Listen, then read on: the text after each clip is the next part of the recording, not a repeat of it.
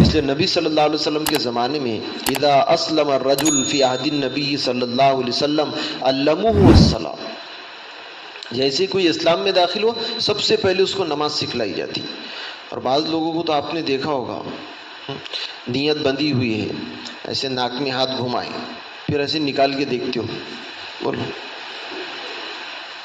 اور وہ کیا سمجھ رہے ہیں میری نماز باقی ہے، کوئی ہیرے موتی تو نکلنا ہے نہیں. دیکھو بہت بہترین انداز میں ایسے ہاتھ بندھے ہوئے ہیں، نماز پڑھ رہے پڑھا رہے یا پیچھے ہاتھ گھمائے ناک میں اور پھر دیکھ رہے، کیا نکلے گا؟ وہ بھی کوئی دیکھنے کی چیز ہے. نماز ٹوٹ جائے گی. بہت دھیان سے سننا، اس سے نماز ٹوٹ جائے گی.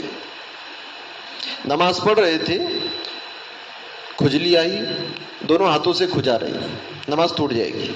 اس کو عمل کثیر کہتے ہیں. یہ ایک بہت بڑا مسئلہ یہ. نماز پڑھنا کمال نہیں ہے، نماز کو صحیح پڑھنا کمال ہے.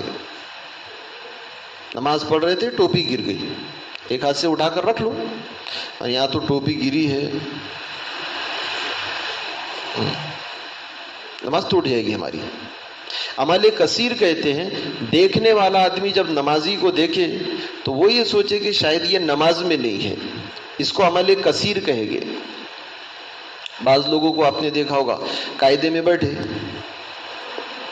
ایسے، پیرس خراب نہیں ہونا، نماز خراب ہوئی کوئی مسئلہ نہیں، ہو جائے نا، اپنے کیا کرنے کا، پیرس خراب نہیں ہونا، نماز ٹوٹ جائے گی. اب اس کو دامن کہتے، دامن. اگر کوئی آدمی نماز کی حالت میں دامن سے، آستین سے، داڑھی سے، بہت سارے لوگ نماز میں داڑھی سے کھیلیں گے، نماز ٹوٹ جائے گی. وہ بھائی کھجلی چل رہی تھی، تھوڑی دیر کر لیے ہو گیا، ایک ہاتھ سے کھجا لیے ہو گیا، لیکن ایسا مستقل اسی میں لگ جانا، اس کو عمل کثیر کہیں گے. عمل کثیر کہتے ہیں بڑے عمل کو. عمل کثیر کی مقدار یہ ہے کہ باہر سے کوئی آدمی اگر اس کو دیکھتا ہے اور وہ یہ سوچتا ہے کہ یہ آدمی نماز میں نہیں ہے، نماز ٹوٹ جائے گی. اس لیے بہت محتاط. اب اندازہ لگاؤ، ہمارے ہاتھ بندھے ہوئے ہیں، ہاتھ بندھے ہوئے، جمائی آئی تو سیدھا ہاتھ لگانا. الٹا کیوں نہیں معلوم ہے آپ کو؟ کیونکہ الٹا لگائے گی تو اس کو نیچے سے لینا پڑے گا. شریعت نے اس کو بھی پسند نہیں کیا. یہ ہاتھ اوپر ہے نا، اسی کو منہ پر رکھ دو. اس لیے قیام کی حالت میں اگر کھجلی آ رہی تو سیدھا ہاتھ، قیام کی حالت میں جمائی آ رہی تو سیدھا ہاتھ. قیام کے علاوہ کسی بھی حالت میں اگر جمائی آتی ہے تو الٹا ہاتھ رکھے گے. شریعت نے اس عمل کو بھی پسند نہیں کیا کہ الٹا ہاتھ نیچے تھا اس کو رہنے دو، سیدھے ہاتھ منہ پر رکھ دو جمائی اگر آ رہی تو.